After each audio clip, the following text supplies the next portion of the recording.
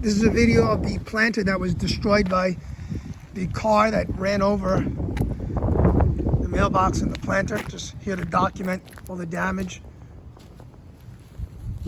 So the perimeter lumber, it's been all run over and destroyed. There was a mailbox post. That one over there that was shattered. The cultured stone all was damaged. All been knocked free.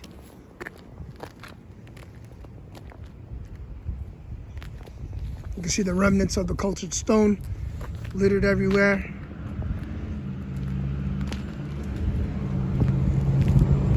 Goes as far as over here. Let's see one more walk around.